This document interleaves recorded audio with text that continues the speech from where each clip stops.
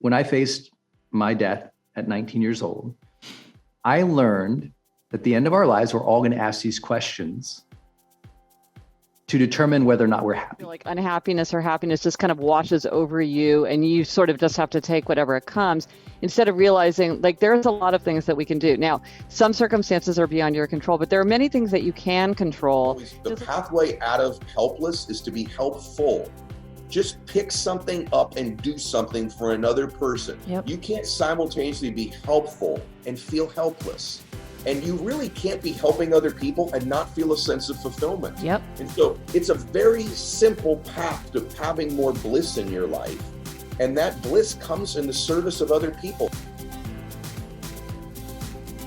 What do you think was the most helpful for you kind of to get yourself out? I always now call it the sunken place because of Kanye. Yes. What was the most important thing you think that helped lift you in those moments in the beginning as you were starting small? I would just say openness. That's it. Humility, trust, faith, not thinking I need to know all the answers or I need to have the full path revealed to me or no, I know my one singular purpose.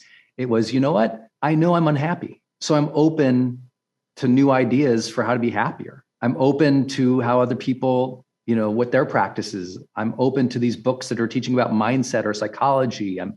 I'm just open and I'm going to give myself patience to find what my path is or what my practices are. And I'm going to honor that struggle of figuring it out, not expect to be perfect, not expect to know it, but actually understand the struggle is going to be there. Anticipate the struggle is going to be there. Know I'm going to have days like this, not expecting the perfect days, just going, okay, I'm here for this. I'm going to honor this, whatever difficulty it is to become happier. I'm going to have to figure it out. And I think the learning mindset is critical. And then from there, it was just doing the work, read the books, get the mentors, take the courses, go to the seminars, listen to the podcasts like we all do. No one who finds more happiness, not becomes happy forever, but who finds more happiness. No one does it by accidentally, discovering it one day. Some people will say that, but the truth is, it's usually a duration of time of making self-improvement a way of life. And self-improvement became a way of life. Happiness followed much longer. That morning routine didn't give you immediate happiness. It was that you just, by all these little steps, you're increasing your sense of joy or confidence or progress or courage or love in life. And it's by little measures, we can make big transformations, but often the people who are the most happy, you see a habit pattern, you see practices. And I don't know anyone, especially, who've been through a lot of the things I've been through, brain injuries and challenges who were just perpetually always that way. They had to do a lot of mindset work, a lot of habit work, a lot of relationship work, and a lot of seeking out their dreams. And now they seem so stable and so centered. Mm-hmm. But along the way, sometimes they're a hot mess. Oh, yeah. Yeah, for sure. You mentioned mentors. Tell me, who were your mentors starting out? Mom and dad. Mm-hmm. Mom and dad. So my dad served 20 years in the U.S. Marine Corps. My mom is French Vietnamese, and her father was killed in the French-Vietnamese conflict. And an amazing, magical thing happened there, this amazing love story, for a movie where my dad's from Montana, joins the Marine Corps, gets shipped to Vietnam, fights 3 tours in Vietnam, gets all shot up, comes back to the U.S., starts recruiting for the Marine Corps around the U.S., ends up in Washington, D.C. My mom, father's killed in the French-Vietnamese conflict, gets shipped to France in the Child of War program, grows up in boarding schools there, hates it, flees, moves to the U.S. to start a new life, and meets her first husband, who was abusive. That doesn't go well. She ends up fleeing there, moves to DC with her new young son. And one day my dad's coming home, walks up the stoop of this apartment building, sees this young boy sitting there. Where's your mom? Oh, it's up. Follows him up, door opens. My dad, this Vietnam vet, my mom standing there. And they instantly fall in love and move back to Montana to raise a family. And my dad was just a dedicated, hard work ethic guy, surviving PTSD, worked as a highway patrol person, then at the DMV. So imagine how hard that job is. Mm-hmm. And then my mom's cutting hair and a secretary at the hospital. and just dedicated to caring for other people. She's like the happiest person you'll ever meet. She's just like joyous because of her perspective in life. And they both just had something about the way they raised his kids said, be your own self. My dad was always saying, be yourself, be honest, do your best, take care of your family, treat people with respect, follow your dreams. It doesn't get much more complicated than that, you know? Those are great mentors. Yeah. Yeah. I lucked out with two good parents. I had a high school teacher who she believed in me. And I was about to drop out of school. And she said, no, you know, stay in. I'll give you a chance in this journalism department. You can help us shoot photos. You like photos. And she made me a photo editor at the school newspaper. The school newspaper goes on to win #1 in the country. And because she guides all of us to believe in ourselves, to be innovative, to be creative, to work together. This is in high school? This is high school. Before your accident. This is before my accident. Wow. She was one of the first people to ever believe in me and taught me about journalism and the ethic of, you know, research and writing. And it was amazing. And then when the car accident happened, luckily, I went into kind of research mode from a lot of things she had taught me. Wow. And I also wanted to be a role model and a mentor to other people who were kind of like me, you know, this kind of someone who wanted to do something creative but didn't know how. And she taught me. And I think I've done that with a lot of creators in our industry. So it's been full circle a little bit. That's so cool. What do you think? You know, people always talk about success. They're like, what was the #1 thing? But if you look back now, what do you think is your, like the key to your specific success? Everyone has different paths and different journeys, but what do you think has helped you the most? I would say two things. The first is that intentional living component of, so when I faced my death at 19 years old, I learned that at the end of our lives, we're all going to ask these questions to determine whether or not we're happy. You know, whether you're on a rocking chair at 90, or you're in the hospital at 30, or something's going on, you're going to evaluate your life. That's what I learned from the car accident. And I learned my questions were, did I live? Did I love? Did I matter? So what did I do with that? Because a lot of people question their life. What I did with that is I said, okay, every night for the rest of my life, before I go to bed, I'm going to lay in bed, I'm going to ask, did I live today? Did I love today? Did I matter today? In other words, intention and self-evaluation every day for 25 years. Really? That's it. So some nights, did I live today? Not really. You know, I wasn't really myself in this situation, or, you know, I didn't make myself feel grateful or motivated. Did I love today? No, I was a jerk to my wife. Or did I matter? You know, no, I got distracted in TikTok or something. You know, it's one, intention, and then two, the self-awareness of self-evaluation on a consistent basis. I think that's like your ultimate radar. I tell everyone, it's not very motivating, but I think the greatest motivation in the world is what I call mortality motivation. The fact that we are all going to pass away. So if you can determine what will the questions be that you're going to ask at the end of your life, and just ask them every day to try to gear yourself towards, for me, living and loving and making a difference, then over a period of time, we'll be on the right track. I think the second thing then would just be forcing oneself into leadership. I like that. Forcing oneself, you know, forcing is like, do you really want to make a difference in the world? Okay. You're going to have to develop yourself. You're going to have to adopt a role model mindset. You're going to have to say, okay, what skills would I need to build? Or how can I work with other people to communicate better? Like for me, I was a terrible communicator, awkward, nervous, terrible, was not speaking to arenas, you know, out of the womb. Like it was, okay, I have these ideas about life. I want to share them. I'm a terrible communicator. I'm going to learn to be a better communicator. I'm going to force myself into situations where I have to communicate. I have to give a speech. I have to stand up. I have to speak up. I'm going to, you know, I'm going to hear, if I'm in a meeting and someone has a big goal, I'm like, let's do it. Let's figure it out together. And I'm going to be that person, even though that's not natural for me. So I can learn to make a difference in the world beyond just my contributions, but by leading other people.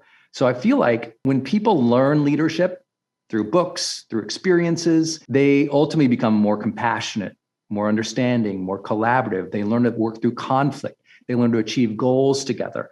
Like without an emphasis in leadership, I just don't feel like I would have ever broken through. And you've seen me lead with a group of creators or influencers. Yep. I'm not doing anything. I'm usually setting up the stage, setting up the questions, allowing the round robins, and listening and encouraging people. And so I don't think I'm great at it per se, but I feel like you learn to do those things, but you have to, I don't think anyone has a natural inclination for it. I think you have to teach yourself and put yourself in those positions, and you get better at, I think how skilled you are as a communicator, that wasn't easy. You got better and better. You ran the reps. You put yourself in the hard interviews and the hard situations. And that's why so many people admire you, because they see that you did that. Well, I'm laughing because the girls know I talk about the fact that from a really young age, I knew where I wanted to go. By 13, I'm like, I'm moving to LA. I know what I want to do in the general sense, right? I knew I wanted to be in this industry. And so I was scared shitless of being on stage. So I started performing in high school, like singing in, solos and duets. And literally we look back at the videos and we laugh because I'm like, and I'm barely singing. It's barely coming out of my mouth. I'm horrified. I would speak in the church. I would give speeches anytime I had an opportunity, or I could carve out an opportunity to put myself in the scariest, most uncomfortable positions. Yes. I would do it because I knew where I wanted to go, and I knew I needed to build that. No one taught me or told me that, but instinctively I knew, I'm like, you got to get some balls here. Like you gotta be able to do this. And so I laughing at that because that's exactly what I knew to do as well. And I wonder, as you were building your communication skills, for people who are listening that have no idea where to start, where did you start? What did you do? In every decision you make to communicate and every opportunity you have, you push yourself. That's it. That's the decision. You push yourself. I was talking to a friend of ours recently about, they're getting a bigger stage, and I've spoken to every arena and conference center in the US pretty much by now. And I remember I was sharing the story of, I was speaking to 30,000 people at the Superdome, and I was the keynote, and it was for a company that did like athletic teaching and training videos. And it's called Beachbody. I think you're Of course, yeah. I did work with Beachbody once. Okay, so I was keynoting Beachbody's event. And, this is a really exciting event, like I said, 20, 30,000 people there. And now I can go and give my regular speech, talk about high performance habits, talk about personal development. But I'm sitting there going, okay, big arena, done the arenas before. What am I going to do this time that's going to be hard? Because I think that you could have gone in and coasted, but you chose not to. Totally. Because even you know what we all want? Level. Yeah, most people don't realize this until they really get into personal development. But what we want to do is not reach a potential. We want to ever expand our potential. Mm-hmm. There's no one potential you hit, just like there's no one purpose. You want to ever expand that. And so I'm like, okay, what am I going to do? So I called up Tony Horton and Chalene Johnson, who were their big teachers at the time. And I said, what's the hardest move that you have? Like in all your videos, what's the one that people fall down trying? It's just hard. They can't pull it off. And Tony taught me this, like, I don't know what he calls it. It was like, you do a handstand, you kick your legs out in a V shape and kind of do like a kick up backwards. So it's basically like a donkey kick. I don't know what you would call it. A handstand into a donkey kick. Okay. And then Shalene's was like this one hand reach over bridge. And so I said, okay, I'm in front of 30,000 people. They do this all the time. I'm going to try to do those things. Now I'm going to speak in a suit, right? An audience that big. So I'm thinking, okay, I'm going to have to practice this a lot. So I try it and I try it for like days and days and days and weeks. I'm trying this thing. 60% of the time I fall down. Like putting the two things together, they were never meant to be together. Very hard to do. Very, very, it's stupid. I'm trying it. I packed 2 suits on the way down there so that in the hotel room. If one splits, you have the other one. That's exactly what it was. So the night before, I put on the suit and I try it 20, 30, 40 times. 60% of the time, I'm still falling down. But I think, you know what? If tomorrow on stage, I get up there and I try. If I fall down, they'll probably cheer that I tried it. Because you tried. And they'll be impressed that I pushed myself. If I pull it off, probably half the people wouldn't even know that I just did it. And then it will like reverberate throughout the stadium. Like, did you see? He just did the thing and he put them together. Oh my God. And then I'd get this, I was like, at some point, it's going to be a win by pushing myself. Anyway, people can actually see me do it. It's on the home video of my YouTube channel. Oh my God, I have to see it right after this. You can actually see Tony Horton, I backstage trying it out. And it's hilarious. And I bet you nailed both of them. I pulled it off. See? And because what people don't realize is the power of pressure. Yeah. Like it actually goes in your favor more than it doesn't, I think, because I've had to put myself in those high pressured situations so many times. And no matter what, most of the time you're going to get it. Now, are you going to be perfect? Maybe not, but you're going to get it. Yeah. I love what you said. I had to put myself into those high pressure situations. Mm-hmm. The truth is, you didn't. Yeah. You could say, no, I'm not comfortable with that. I'm not, I haven't been trained for that. That's not my natural skill set. That's not my love language. It's like, no, you go, hey, this is an opportunity to grow. I'm in. Put me in, coach. Always in. Yep. That's the difference maker. That's why you think of all the people you've seen come on television trying to do your career, and they're a spark. They're there for a year or two. What creates enduring excellence is that willingness to constantly challenge oneself. Mm-hmm. And most people avoid that because it's terribly uncomfortable, because they might look stupid, because other people will judge the effort immediately. But what high performers know is by challenging myself, that it's not, what most people think is like, oh, it's just because they want to be great. The truth is, we know from psychology that it puts us in a place of flow. It puts us in our creative edge. It amplifies something in our heart that is courageous. It is an act of personal development and positive psychology to challenge ourselves. And what the world needs more of right now is that willingness again, because we've gotten ourselves into the conversation that everything has to be, situated for perfection or situated for safety or situated for us to win. And the reality is, when we stop challenging ourselves, we have a less courageous society.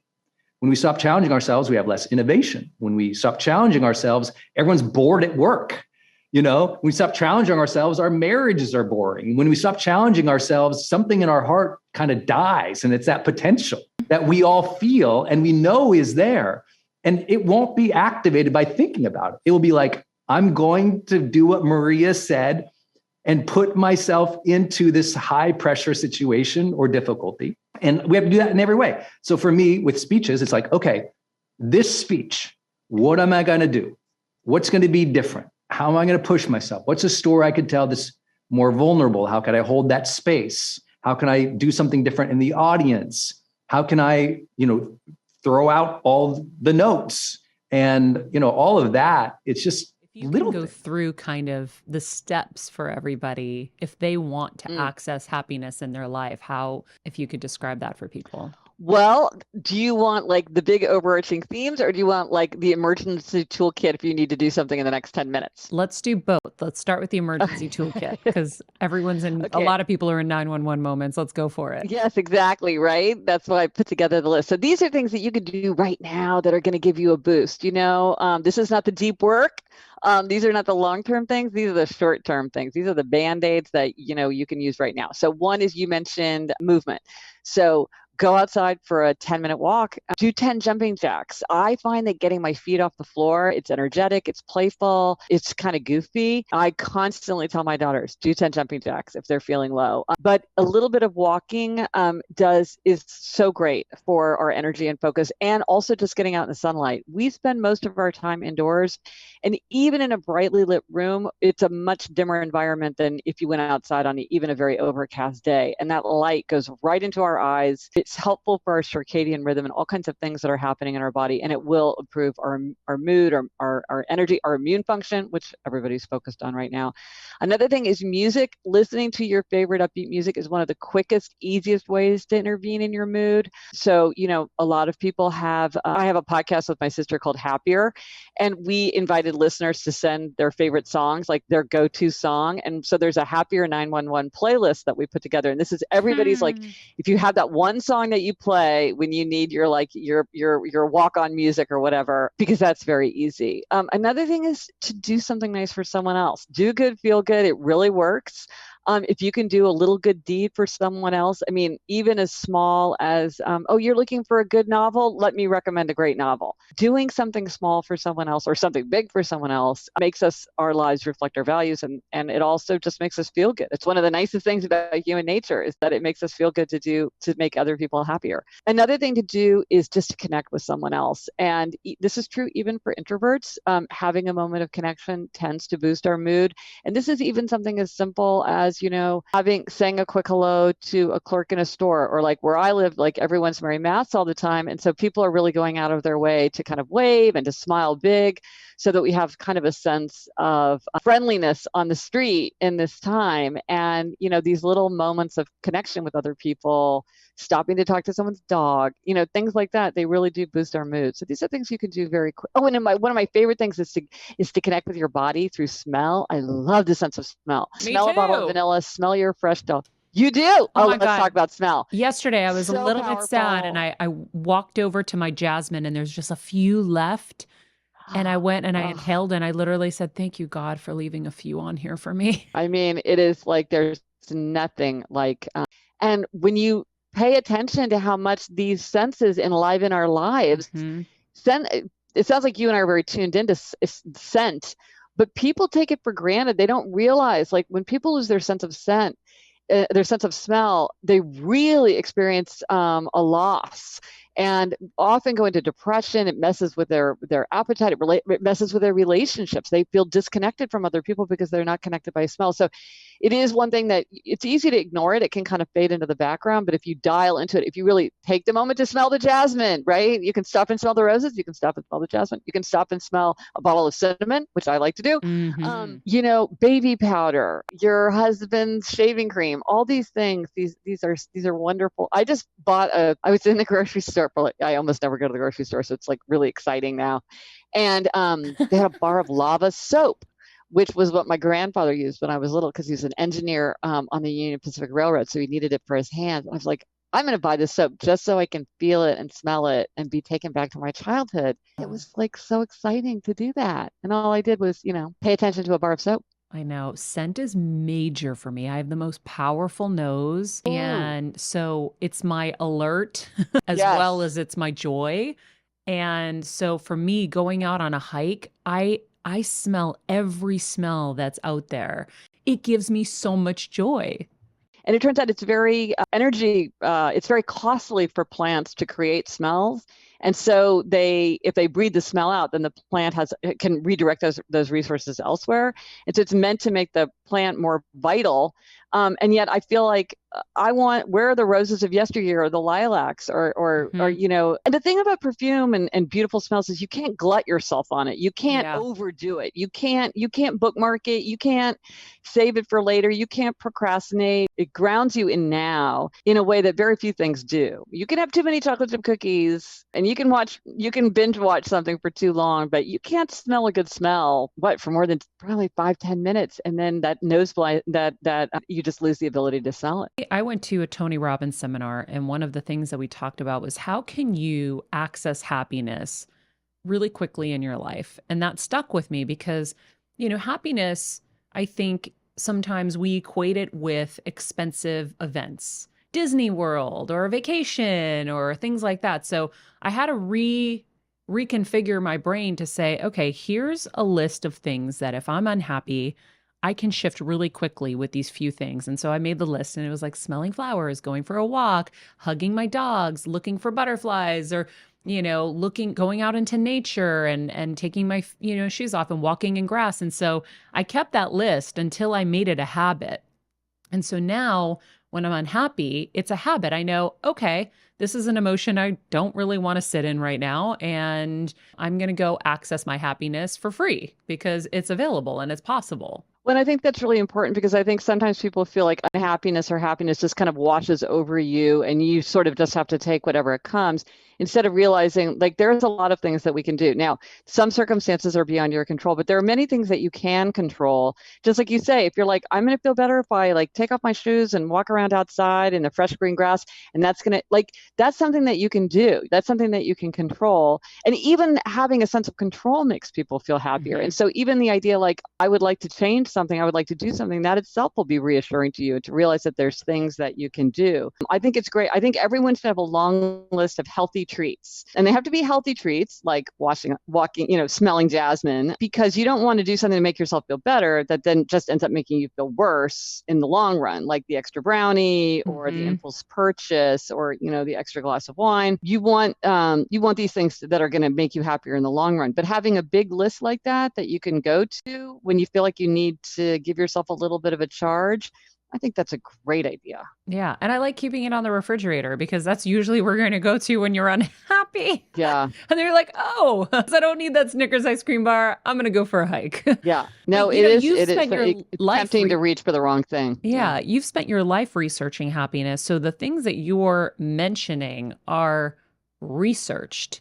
They're not just opinions. These are like heavily researched solutions. And so let's go into kind of the deeper happiness. We went through the 911, but overall to have a more happy life and maybe joyful life. And like you said, it can't always be that. And by the way, contrast is so important because without the contrast, you wouldn't know what happiness is. Yeah, if you were going to say, what's the secret to happiness? I think you could answer that question in two ways, depending on kind of what angle you take on the question. And the first, ancient philosophers and contemporary scientists agree that to be happy, we have to have strong relationships with other people.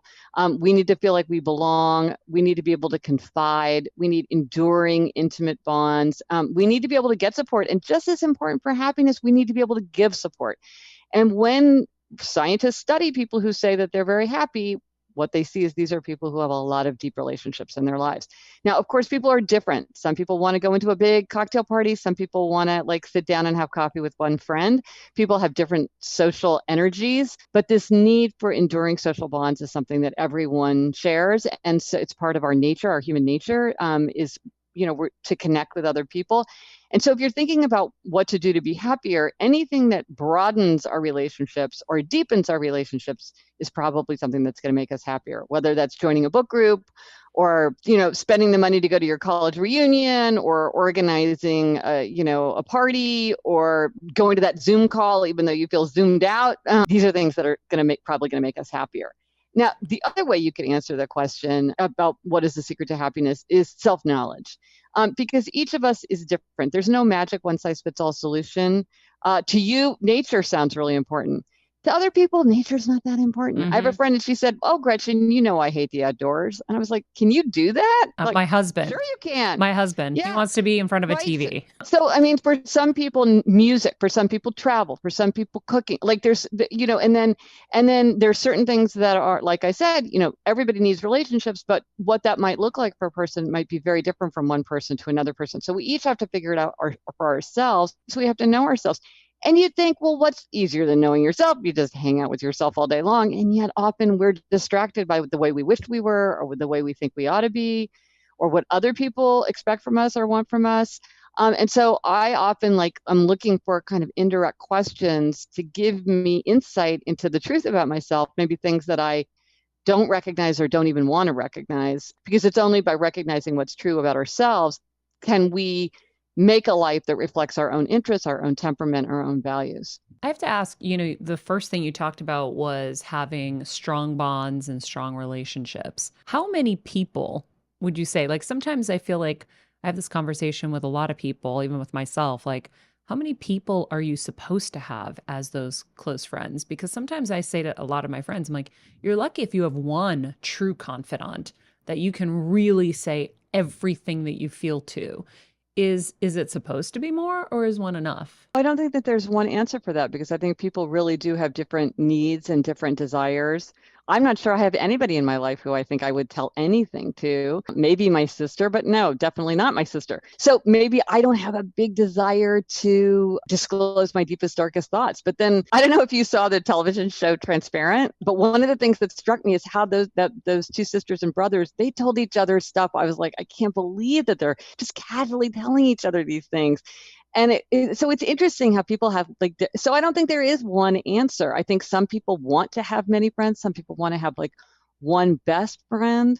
Some people really want a romantic relationship, or other people, a romantic relationship isn't as important. And here's something interesting. For many people, having an animal in their life is really an important kind of relationship. Many people feel like there's nothing that they wouldn't do to have a dog, or less conveniently to have a horse. Like there is that group of people that are like, they really, really want to be around horses, which dogs are easier, cats are easier. But, I have a dog, and I was surprised by, like, we got a dog 5 years ago, how much happier our family was, like how mumuch happiness, even though all the research shows, oh, dogs make people happier. I'm like, wow, this is really true. But for some people, it's like a hunger. It's like they pine for that. And if that's true for you, then I think that would be something that you would want. Whereas for someone else, it might be nice the way that it is for me, like I enjoy it. And then for other people, they'd say, well, I would prefer to have more freedom and not to have the responsibility of a pet or an animal in my life. And so for me, it's not the right decision. So I think there's not a blueprint. It's more like a toolkit. You pick the tools that work for you, but there's not like one size fits all. I like that. I think that that makes a lot of sense. Yeah, my dogs are my everything. And See? For me, it's nature and animals. Those are the two things that make me the happiest. Interesting. Yeah. Well, see, and you know that about yourself. And so because you have that clarity of your own values, that can, okay, you're going to move. Are you going to have a backyard? It sounds like you're probably going to want to have a backyard. You know what I mean? Whereas for somebody else, they'd be like, why don't I get an apartment that I don't have to worry about my yard? Yeah. Once you know these things about yourself, it's much easier to sort of, but on the other hand, we don't want those to become limitations, because sometimes people get identities that lock them in or can even trap them. So that's part of the tension. You want to know yourself, but you also want to be willing to change and grow. We want to accept ourselves, but we also want to expect more from ourselves. So you sort of can't like figure it out and stop thinking about it. It's kind of it's the challenge of our whole life. Well, we evolve, right? So like for me, I remember after I had surgery 3 years ago, I wanted to, you've talked about this in your YouTube talks, is I wanted to shed everything. I'm like, get rid of all the materials. They're weighing me down. They're forcing me to have to work to support all these things. I'm going to move into a like little condo, keep it simple, and not have the stress of this, these burdens. And my husband was looking at me, he's like, I don't know if you're going to be happy without the trees and the yard and the grass. And I think that as you evolve, you can make sacrifices for the different reward, right? So for me, yes, I could see that maybe I would be sad if I left a property that gave me those scents and that happiness. But if I moved somewhere where I didn't have all the stress and the burdens and the worries, and then it gave me more freedom to go access those other things, whether it's getting a condo somewhere in the mountains where I could hike and have that feeling anytime I wanted, you can do it in different ways rather than kind of pigeonholing yourself. Well, I know exactly what you mean, because before the COVID situation happened, I was going to the Metropolitan Museum every day. I was going to do it every day in 2020. And one of the things I love about the Met is like, the more I went, the more I felt like it was mine, like I kind of inhabited it because I was there so much, and yet I had no responsibility. I'm like, I wouldn't want a valuable painting. I'd have to insure it. I'd have to light it. I'd have to frame it. Like, where would I put it? Like, who wants all that? I mean, I wouldn't even want it if you gave it to me for free. It's too much responsibility. But this way, it's like, I can enjoy it all. And it's like, I can just, and I live right, like, I'm so fortunate. I live very close to the Met. It's right there. Yeah, but I just walk away. It's like, and I live right by Central Park. And I'm like, oh, I go to Conservatory Garden, and it's this beautiful cultivated garden with all these plantings and everything. And I walk through it and I enjoy it. And then I wave my hand goodbye and go back and don't have to manage it.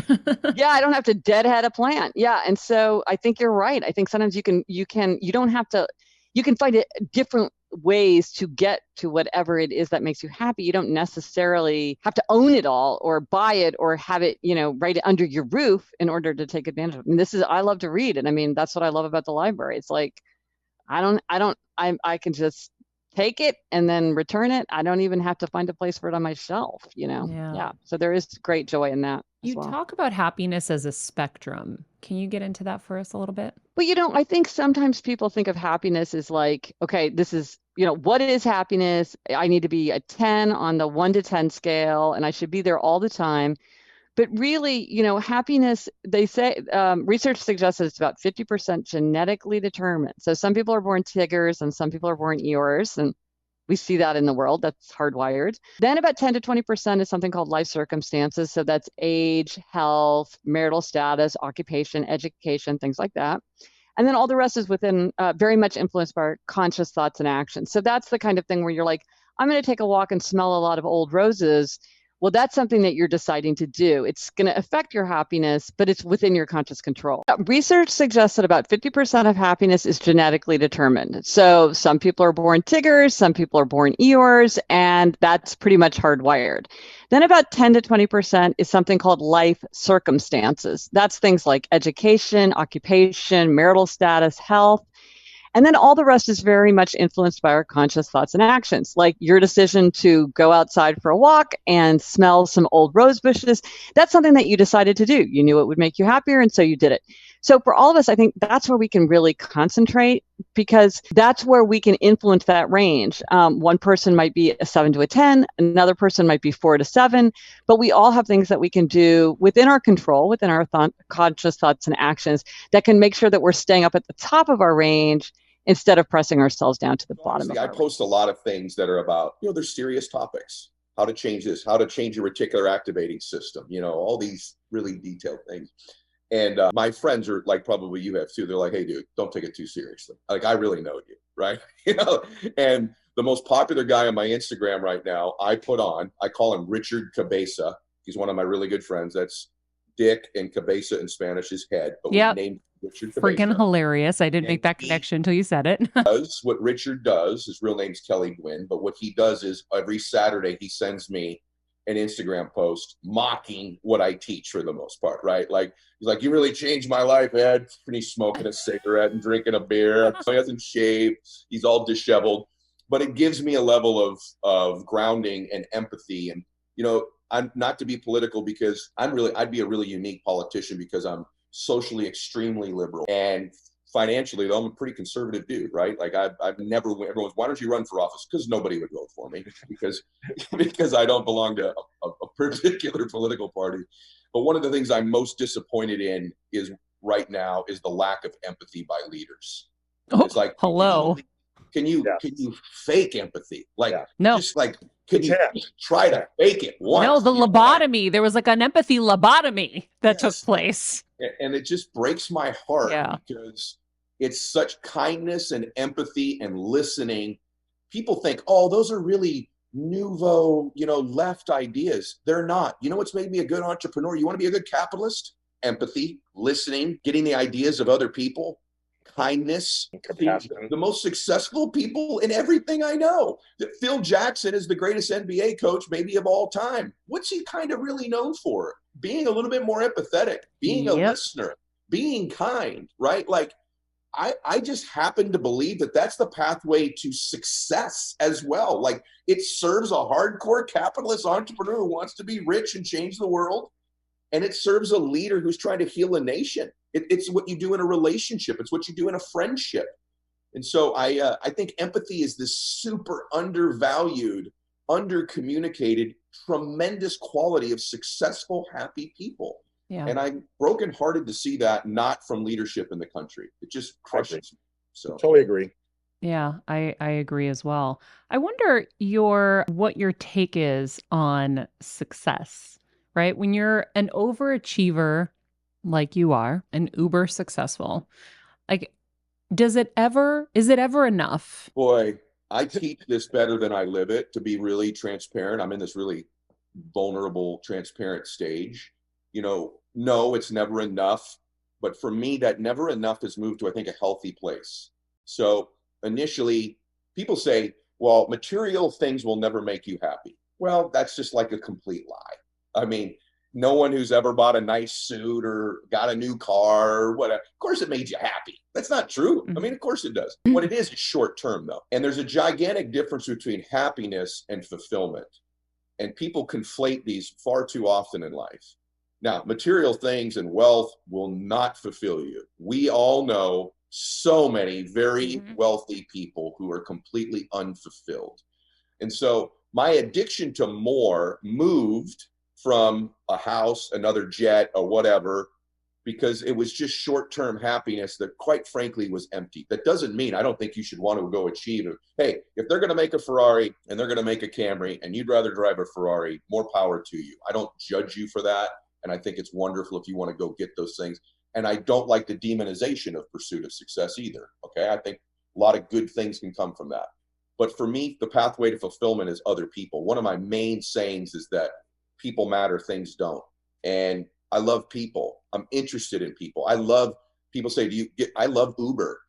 I love getting in an Uber and I got 40 minutes with another human being, typically from a walk of life I'm not currently leading. And I love these. I think I drive half my Uber drivers crazy because it's like being on my show. Like, so what about this? Where'd you grow up? What do you think about that? What about Trump? What about the protests? I love people. And that started when I walked in McKinley Home for Boys. And so that'll never be enough for me. Like, why are we doing this today? I've got several, other things I'm doing today because this isn't work. This is my home. Like this will end soon. And I'll feel like it was like a flicker. So for me, the achievement and contributing to other people will never be enough. And I love that. And in my life, I sort of spent the first half of my life accumulating things. And I've decided I want to spend the second half of my life helping people. Not that I didn't help them to get where I was, but I want my full-time obsession where I feel the most alive is when I'm doing this. And the pathway out of helpless is to be helpful. Just pick something up and do something for another person. Yep. You can't simultaneously be helpful and feel helpless. And you really can't be helping other people and not feel a sense of fulfillment. Yep. And so it's a very simple path to having more bliss in your life. And that bliss comes in the service of other people. And it's not corny and it's not hokey. It is the path for you. And God gave you unique blessings and gifts, specially wired into you that are just yours. It's your intellect, your beauty, your humor, your work ethic, your empathy, your intensity, your passion. You've got some of these gifts. Everyone's got 2 or 3 very special gifts, your discernment. And a fulfilled life is identifying what your 2 or 3 specials are and then using those in the service of other people. That to me is a fulfilling life. Know your 2 or 3 special gifts and use whatever those are in a way to serve other people. It's also the way to become a successful entrepreneur.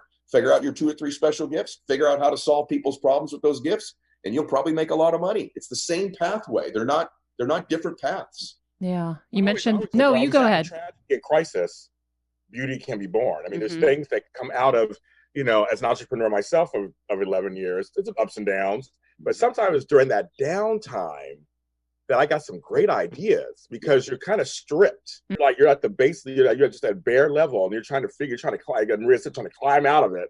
And I had some great ideas that now are successful, but would I have thought of them when I was in if I hadn't gone through a low moment? Maybe not, maybe so. But it's like when you go through moments like this, there's some great stuff that is born, great talent, great content, great, leaders, great everything. And so I just think that this is the time for change. That's going to be the most amazing thing is because you're so right. Who's the leader that's going to emerge now? Yeah. But there's someone out there that's going to emerge as a leader, maybe probably multiple people. Yep. And I think that's a really exciting thing. And just go through history. Amazon, and you go look at the biggest companies in the world, the Apples, the Amazons, were all born in down economic cycles, right? Netflix, down economic cycles, Amazon, down cycle, Apple, down cycle. Like some of the biggest behemoths on earth that are companies were born in really bad economies. And we're not in a good economy again. Like no matter what the stock market's telling you, things aren't good right now. We won't be good for a little while. And there's going to be tons of new entrepreneurs born during this time out of necessity. They can't get a job, so they're going to start a business. Yeah. And they're going to become successful because they're going to be innovative and resourceful and respond to modern times needs of other people. And that's where great businesses will be born. Yeah, it's cool to hear your definition of success. 3 years ago on Monday, I had brain surgery.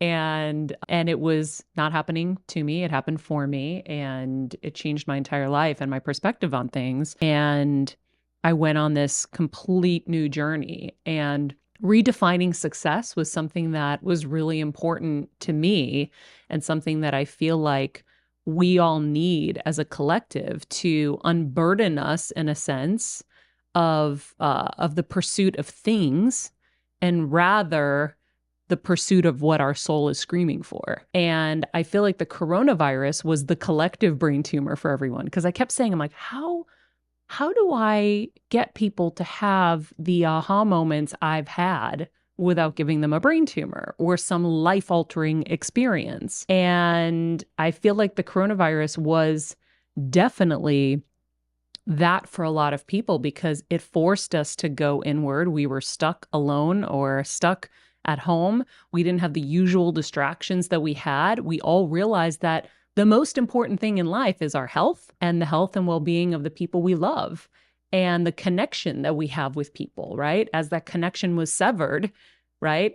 We now realize just how badly we need humans. And I feel like it's important for people who are trying out there to hear that success isn't measured by the things, because that's usually what we first go for. Like I had benchmarks, right? I had things where I was like, oh, if I get this, then I've definitely made it. Or if I get, but then it's like you said, you get them and it's like, oh, okay, cool. So I'm getting back into my Porsche. I don't think about it anymore. I don't think, I do think about it when the top's down. I'm like, yes, I love the air and I love driving fast. Don't tell the police. But it quickly goes. And then you're like, okay, well, what's next? I had a life alter. I had a severe case of Bell's palsy, and I was down for almost a year. And Maria was very helpful to me, actually, when I talked to her during that time period. And so I feel the same way. I feel like when the virus time, I go, I had a virus too. And I got it through my ear and my face went paralyzed. And so it's kind of like I had to learn how to stop. And Maria knows how this is too. And really go inward and take stock on everything that's going on. I think right now the world had to stop because we're all going through this together. It's just so amazing. Again, like I said earlier, we couldn't go the way we were going. Yes. Like we were doing it, but at some point, something was going to intervene. Yeah. And so I kind of agree with Maria and what she's saying about that. Like, just something had to happen, no matter what it was. It was bound to happen. I think it's a consciousness reset. That's what I was hoping we would get from Corona. And it's amazing that you say that. I had a heart attack when I was 32, and that was my moment. And one of the things that changed for me, it wasn't that I didn't have lists of things I want to do. I still do to this day. This is a really serious topic to me too, so forgive me for lecturing on it, but I really believe people have a problem with giving themselves permission to be fulfilled and happy now. And so there's this notion in the world that I'm going to delay. When I get this promotion, then I'll give myself permission to be happy. When I get the Porsche, then I'll be happy. When I get this relationship, then I'll be happy. And what happens is we keep moving the finish line and we never get there. And the problem is, no matter what happens, when you get that big mansion, you have to bring you with you there. And if you can't give yourself permission to love you now and be happy now, my heart attack for me said now matters. And so, yes, health now matters. And I'm hoping that everyone here hears this, that you can, and then there's these other people, I call it blissful dissatisfaction. People conflate bliss and satisfaction. They think, well, if I celebrate it, Maria, you know you had this because I had it. If I really start enjoying everything, I'm going to lose all my drives. I'm going to lose all my ambition. So I'm going to kind of cheat my happiness now because my recipe is I don't really enjoy everything. That keeps me driven. And it's not true at all. You can be completely celebratory and happy and still be dissatisfied, still want to go to another level, still want to help more people, still want to acquire. My wife has this very bizarre habit she's developed as she's gotten older, which is really embarrassing. But when she eats like really pleasurable food, particularly if she's cooked it, she like starts moaning like orgasmically, like, this just, I'm like, babe. I'm a food moaner for sure. Yeah, and it's, you're beautiful, she's beautiful. It's a little weird in the house, but it's like super embarrassing in public. Like my birthday a couple years ago, we're at this Italian restaurant. We walk in, some dudes are checking her out. That's okay. You can look a couple times. And we sit down. We end up sitting right next to them with my kids. And she starts into this. I'm like, these dudes are going to explode. Like we're in a public place, right? But she said something, because I'm always thinking about, other stuff. She goes, but the more I enjoy it, the more I want another bite.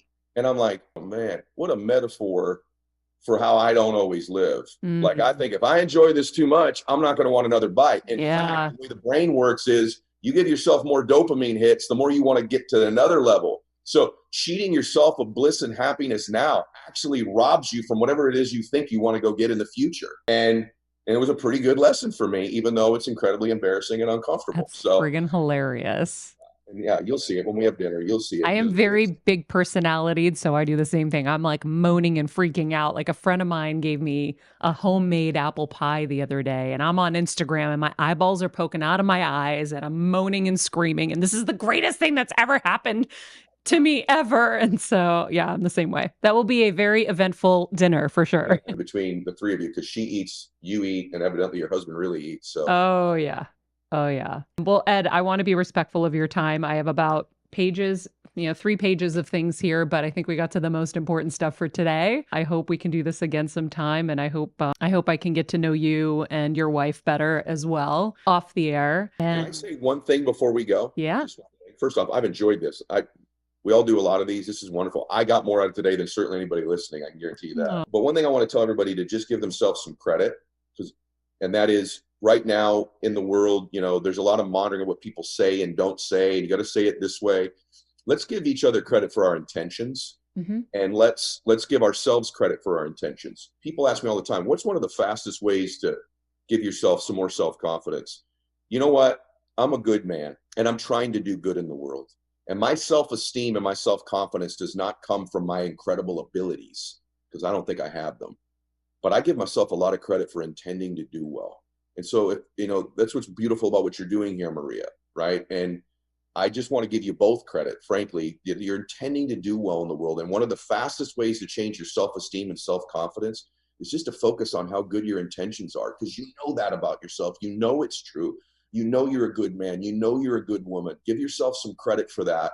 And it's the fastest way to start to feel better about yourself. It's just your intention to do well, your intention to help, your intention to do good. And you know what you're going to find out? Most people intend to do well. Not everybody, but most people do.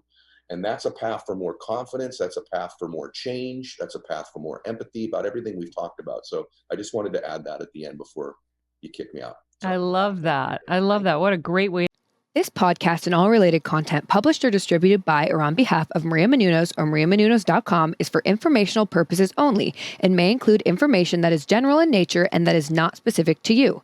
Any information or opinions expressed or contained herein are not intended to serve as or replace medical advice, nor to diagnose, prescribe, or treat any disease, condition, illness, or injury, and you should consult the healthcare professional of your choice regarding all matters concerning your health, including before beginning any exercise, weight loss, or healthcare program. If you have or suspect you may have a healthcare emergency, please contact a qualified healthcare professional for treatment. Any information or opinions provided by a guest expert or host featured within website or on company's podcast are their own, not those of Maria Menounos or the company. Accordingly, Maria Menounos and the company cannot be responsible for any results or consequences or actions you may take based on information or opinions.